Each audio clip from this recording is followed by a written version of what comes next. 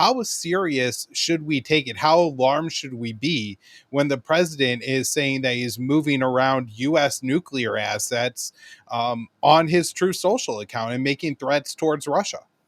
Very alarmed, because it's not in a vacuum. It's in an extraordinarily dangerous context. A few weeks ago, Ukraine, using and British intelligence and perhaps support from other countries as well, attacked part of Russia's nuclear triad.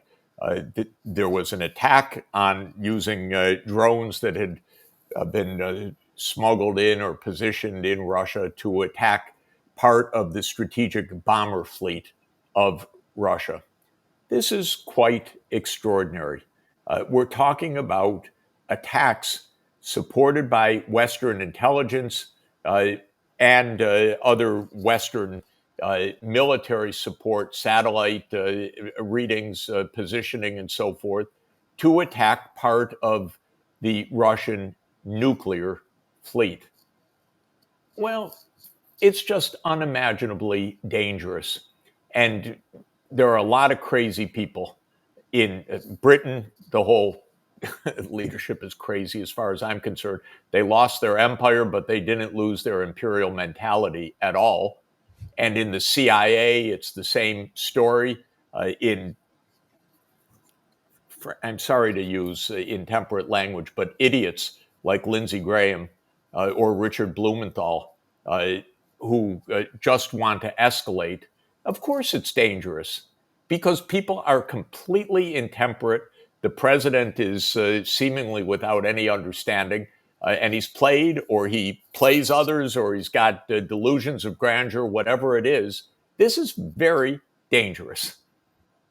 Right. Well, one thing I really wanted to get your insights on was what you think the level of foreign policy discourse in the U.S. is now compared to even a couple decades ago. You mentioned there Richard Blumenthal and Lindsey Graham, and I agree with you. They're absolute idiots.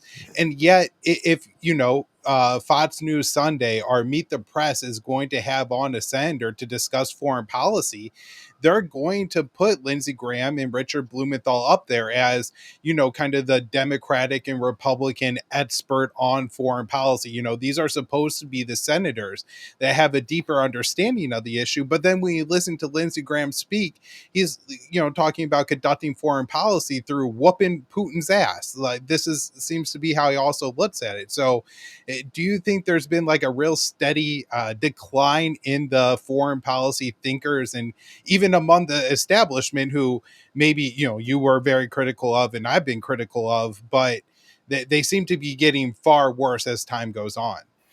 I can't see any foreign policy thinkers in Washington right now that I have respect for, that understand history, that understand context, that understand prudence, that understand how dangerous this situation is.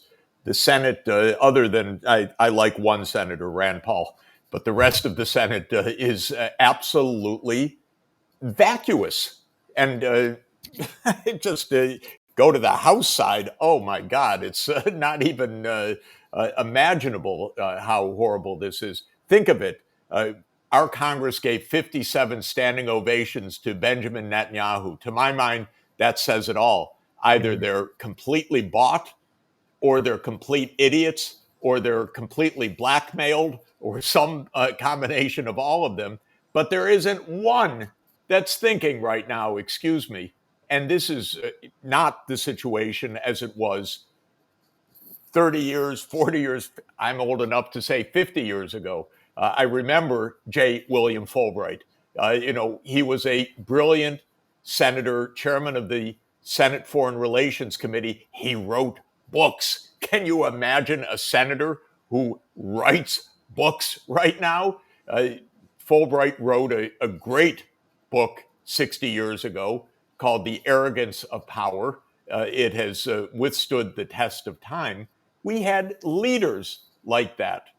And, even if one didn't agree with them or did agree with them or agreed with them on some things, but not others, Chuck Percy or Fulbright or many other leaders in the Senate you look to, uh, Frank Church, they had ideas, they discussed, they debated, they stood up, they gave speeches that you wanted to read and listen to, and then debate yourself. We don't have that at all right now.